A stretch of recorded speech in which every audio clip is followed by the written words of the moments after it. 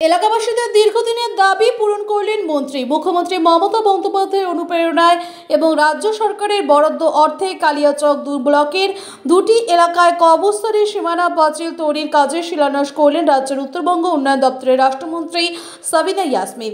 সোমবার দুপুরে সংশ্লিষ্ট ব্লকের মোথাবাড়ি, পটলডাঙ্গা এবং পঞ্চানন্দপুর এক গ্রাম পঞ্চায়েত এলাকায় স্থানীয় মানুষের উপস্থিতিতেই এই 2টি কবরস্থানের সীমানা পাঁচিলের শিলান্যাস কর্মসূচি গ্রহণ করা হয়।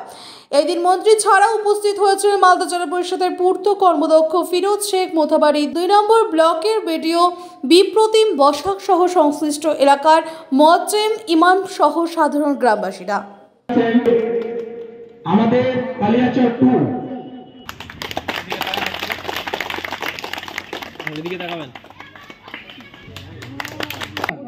ঈদগাহ সবই কিছু চলে এই পঞ্চানন্দ এবং ফিরোজদার কাছে যে আমাদের কবরস্থানটার যেন সামনে সেশনে কাজটা কমপ্লিট হয়।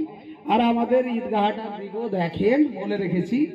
তো এইটুকু বলে আমি দিদি এবং ফিরোজদার প্রতি অনুরোধ কালিয়াচক 2 ব্লকের 2টি জায়গায়, একটা মোথাবাড়ি অঞ্চলে এবং একটি উত্তর পঞ্চানন্দপুর 1 অঞ্চলের 2টি কবরস্থানের বাউন্ডারি ওয়ালের আমরা শুভ সূচনা করলাম, যার এস্টিমেট কস্ট মোটামুটি আপনার 36 লাখ। এবং এরকম আমাদের কালিয়াচক 2 ব্লকের বাউন্ডারি ওয়ালের কাজ আমাদের রয়েছে, সেগুলো আগামী দিনে আমরা শুভ সূচনা করব।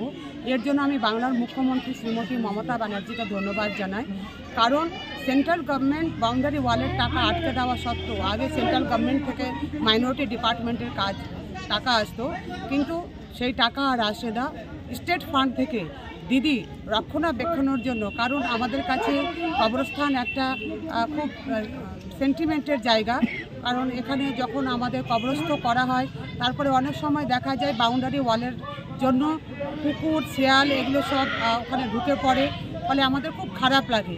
তো বাংলার মুখ্যমন্ত্রী আমাদের সেই জায়গাটাতে বুঝতে সারা পশ্চিমবঙ্গ ব্যাপী এই অবস্থান ঘেরাও কর্মসূচি চলছে এবং কালিয়াচক 2 ব্লকও তার ব্যতিক্রম নয়।